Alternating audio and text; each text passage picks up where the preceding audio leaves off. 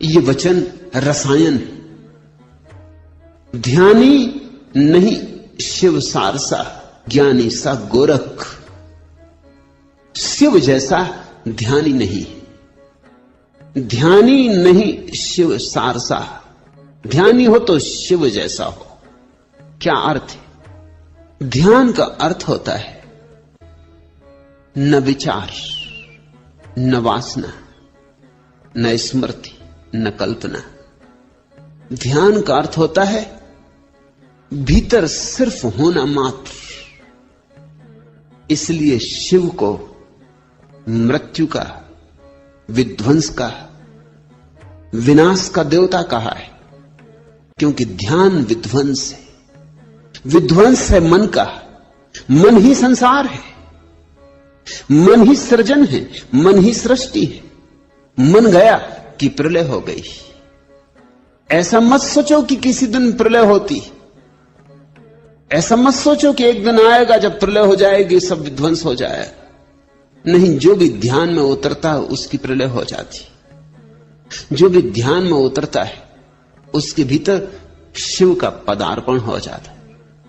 ध्यान है मृत्यु, मन की मृत्यु, मैं की मृत्यु, विचार का अंत।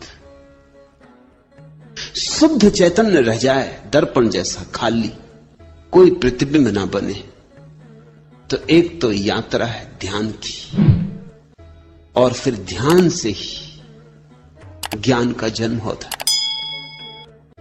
जो ज्ञान ध्यान के बिना तुम इकट्ठा करते हो वह ज्ञान नहीं है, ज्ञान का धोखा है, मिथ्या ज्ञान है। शास्त्रों से, सिद्धांतों से, दूसरों से, अन्यों से तुम जो इकट्ठा कर लेते हो वह ज्ञान नहीं। ज्ञान तो ध्यान में जन्मता है। ध्यान है शुद्ध बोध। उस बोध में तुम्हें दिखाई पड़ना शुरू होता है जीवन का अर्थ, जीवन का रहस्य। ध्यान तो है कुंजी, खोल देती है अनंत के द्वार। ध्यानी नहीं शिव सारसा, ज्ञानी सा गोरख। और लाल कहते हैं न तो आज दिखाई पड़ते हैं ध्यानी जिन्होंने शिव को निमंत्रण किया हो, जो शिव जैसे हो गए हों। हां, शिव की प्रतिमाएं पूजी जा रही, गांव गांव, घर घर शिव के आराधन पूजन के आयोजन चल रहे हैं। जितनी शिव की प्रतिमाएं हैं उतनी तो किसी और की नहीं। सरल भी है, कहीं से भी गोल पत्थर ढूंढ के रख दो किसी भी झाड़ के नीचे और शिव की प्रतिमा निर्मित हो गई।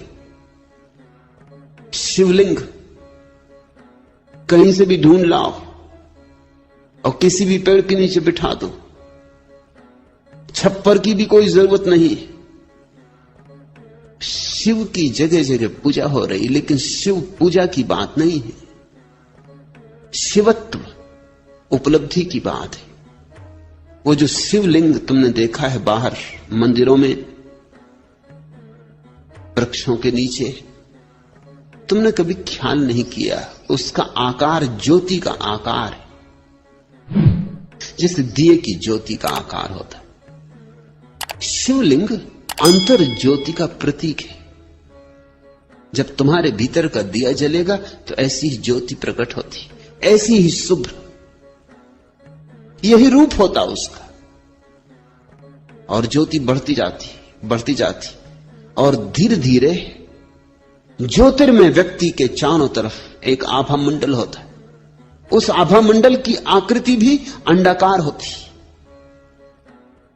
रहस्यवादियों ने तो इस सत्य को सदियों पहले जान लिया था, लेकिन इसके लिए कोई वैज्ञानिक प्रमाण उनके पास नहीं थे। लेकिन अभी रूस में एक बड़ा वैज्ञानिक प्रयोग चल रहा, क्रिलियन फोटोग्राफी। मनुष्य के आसपास जो ऊर्जा का मंडल होता है, अब उसके चित्र लिए जा सकते हैं।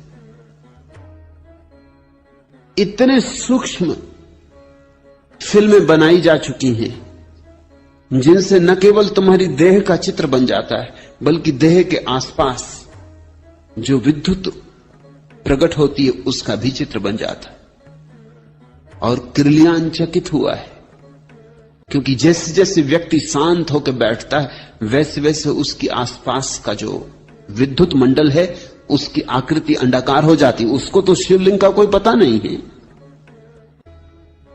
लेकिन उसकी आकृति अंडाकार हो जाती। शांत व्यक्ति जब बैठता है ध्यान में तो उसके आसपास की ऊर्जा अंडाकार हो जाती। अशांत व्यक्ति के आसपास की ऊर्जा अंडाकार नहीं होती, खंडित होती, टुकड़े टुकड़े होती, उसमें कोई संतुलन नहीं होता। एक हिस्सा बड़ा एक हिस्सा छोटा, कुरूप होती।